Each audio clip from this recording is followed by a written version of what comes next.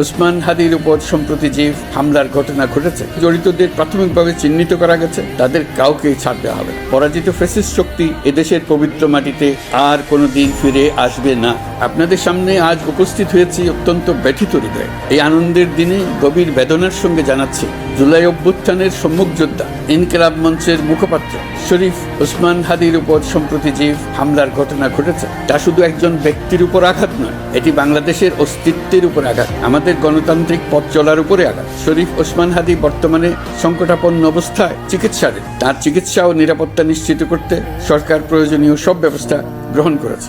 ইতিমধ্যে উন্নত চিকিৎসার জন্য তাকে সিঙ্গাপুরে পাঠানো হয়েছে। আপনারা তার জন্য মহান আল্লাহ তাআলার কাছে অন্তরের অন্তঃস্থল থেকে দোয়া করুন। সরকার এই ঘটনাকে অত্যন্ত গুরুত্বের সঙ্গে দেখছে। ঘটনার সঙ্গে জড়িতদের প্রাথমিকভাবে চিহ্নিত করা গেছে। আমি দেশবাসীকে আশ্বস্ত করতে চাই, যারা এই ষড়যন্ত্রে জড়িত, তারা যেখানেই থাকুক না কেন, তাদের কাউকেই ছাড় দেওয়া হবে না। আমি পরিষ্কারভাবে বলতে চাই, পরাজিত শক্তি ফ্যাসিস্ট টেররিস্টদের এই অপচেষ্টা সম্পূর্ণভাবে ব্যর্থ করে দেওয়া হবে। ভয় দেখিয়ে, সন্ত্রাস ঘটিয়ে বা রক্ত ঝরিয়ে এদেশের গণতান্ত্রিক অগ্রযাত্রাকেও থামাতে পারবে না। আপনাদের প্রতি আহ্বান জানাই, সংযম বজায় রাখুন। অপপ্রচার বা গুজবে কান দেবেন না। ফ্যাসিস্ট টেররিস্টরা যারা অস্থিরতা সৃষ্টি করতে চায়, আমরা অবশ্যই ঐক্যবদ্ধ হয়ে তাদের মোকাবেলা করব। তাদের ফাঁদে পা দেব না। পরাজিত ফ্যাসিস্ট শক্তি এদেশের পবিত্র মাটিতে আর কোনোদিন ফিরে আসবে না। প্রিয় দেশবাসী, আমাদের তরুণদের রক্ষা করুন, তাহলেই আমরা সবাই এবং আমাদের প্রিয় মাতৃভূমি রক্ষা পাবে। যারা দেশ ছেড়ে পালিয়ে গেছে, তারা বুঝে গেছে তরুণ যোদ্ধারা তাদের পুনরুত্থানের পক্ষে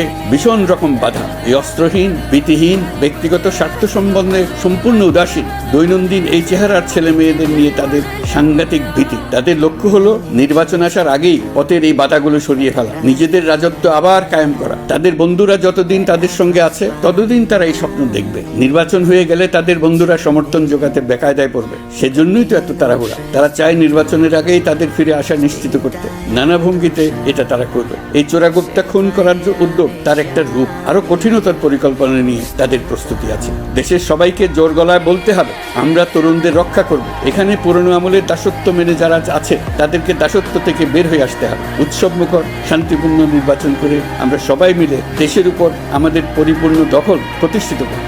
নির্বাচন অবধি আর বাকি মাত্র 2 মাস। আমরা তাদের উপর নজর রাখবো এবং বাকি দিনের প্রতিটি দিন উৎসবমুখর করে রাখবো। যেহেতু আমাদের কিশোর কিশোরী, তরুণ তরুণীদের মনে কোনো ভয় ডর নেই, তাই তারা নির্বাচনের আগের 2 মাসের প্রতিটি মুহূর্তকে উৎসবমুখর করে রাখবে। সব রকমের হিংসা, কোন্দল থেকে দেশকে বাঁচিয়ে রাখবে।